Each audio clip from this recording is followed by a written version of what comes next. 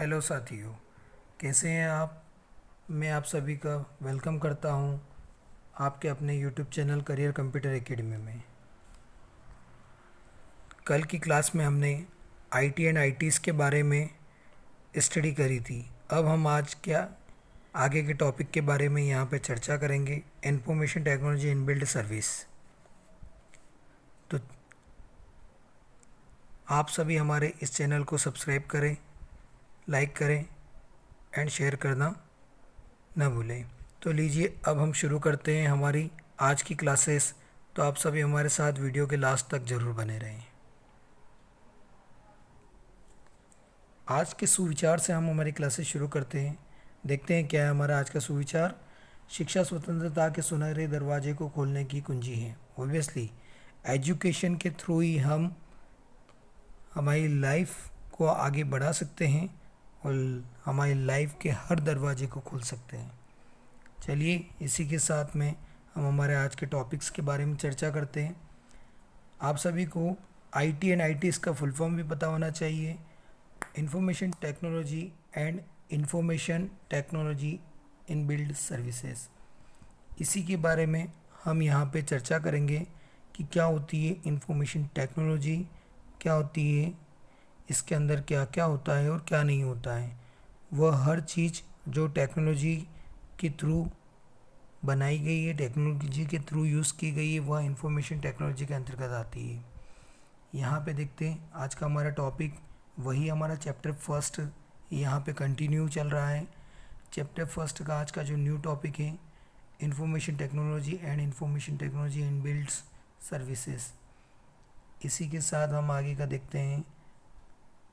Introduction, information technology that in build the business by improving the quality of service is information technology in build services।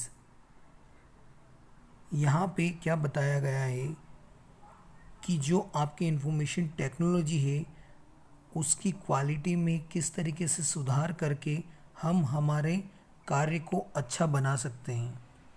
यही IT का work है। इसी के आगे देखते हैं हम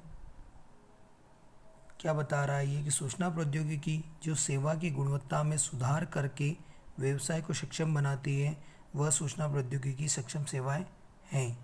आप अच्छे से देख सकते हैं कौन कौन सी आईटी इनबिल्ड सर्विसेज होती है। यहाँ पर आप सभी के सामने बता रखा है।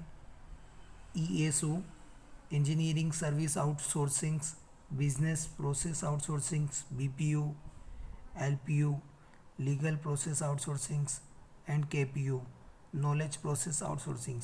ये सारी सेवाएं जो हैं, ये सारी सर्विसेज जो हैं, यह इनबिल्ड सर्विसेज हैं, आईटी की इनबिल्ड सर्विसेज हैं। आई होप आपको ये पॉइंट्स क्लियर हैं।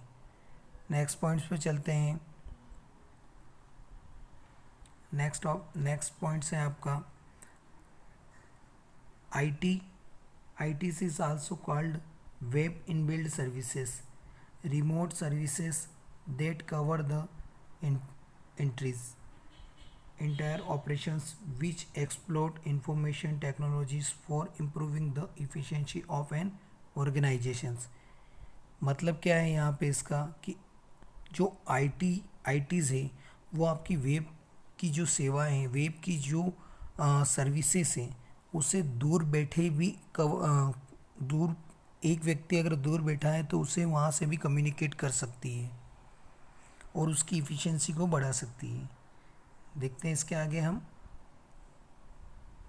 आईटीज़ को वेब सक्षम सेवाएं या दूरस्थ सेवाएं भी कहा जाता है। यहाँ पे ये क्लियर बता रहा है जो किसी संगठन की दक्षता में सुधार के लिए सूचना प्रौद्योगिकी का उपयोग करने वाले संपूर्ण संचालन को कवर करती है। ऑब्वियसली जो इन्फॉर्मेशन क्या करती है, कवर करने के लिए यूज़ की जाती है।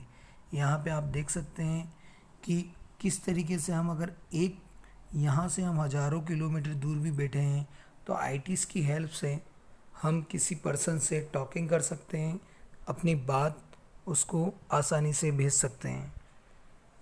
इसी के साथ नेक्स्ट पॉइंट है आपका This service provide a wide range of career options that includes opportunities in all office like call centers, payrolls, logistics, managements, ये सारी सर्विसेज है आपकी जो यहाँ पे मैं बता रहा हूँ। कौन कौन सी, again repeats, call centres, payrolls, logistic managements, revenue claims processing, medical billings, coding, medical transcriptions, legal database, back office operations, content developments, GIS, graphical information systems, web service and human resources services etcetera. ये सारी जो services हैं ये क्या करती है, IT हमें provide कराता है। मीन्स क्या होता है इसमें, ये सारी करियर के लिए अपॉर्चुनिटीज सेवाएं हैं जिसके अंदर आप आपका करियर, आईटी के अंदर आप आपका करियर डेवलप कर सकते हैं। यहाँ पर हम आगे देखते हैं इसके बारे में क्या बता रहा है।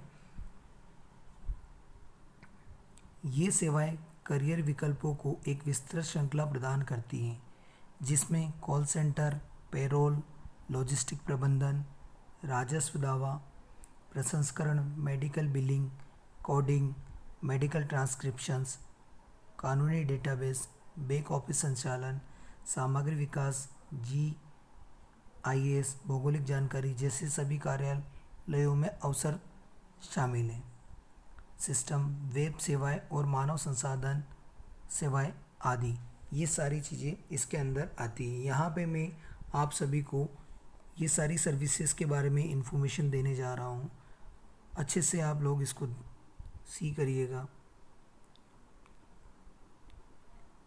फर्स्ट, यहाँ पे आपका कॉल सेंटर, आप अच्छे से आईटी के अंदर वर्क कर सकते, आईटीज़ को सीख करके किसी कॉल सेंटर्स में जॉब कर सकते हैं। आप देख सकते हैं कॉल सेंटर्स में किस तरीके से किसी को भी बात करते हैं। जैसे कई सारी आज मोबाइल्स कंपनीज होती है, आइडिया, एयरटेल, इनके जो कॉलिंग्स आते हैं कंपनीज़ के, वो इसी कॉल सेंटर्स के माध्यम से आते हैं और ये सभी आईटी का पार्ट होते हैं।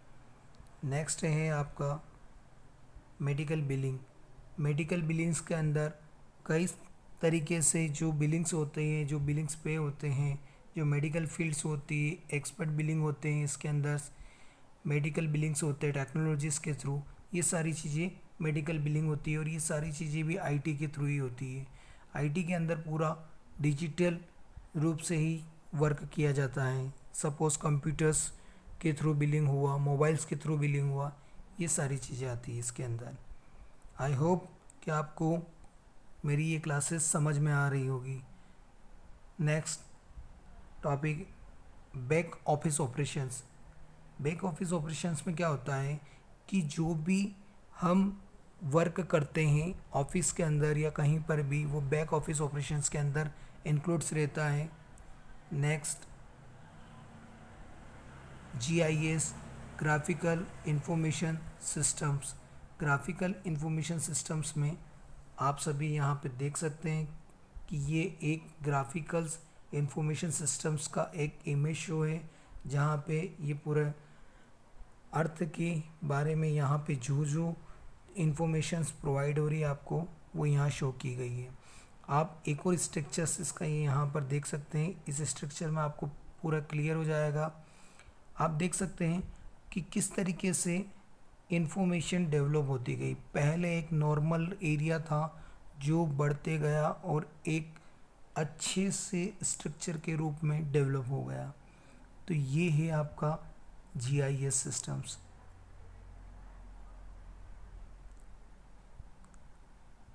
इसी के साथ आगे की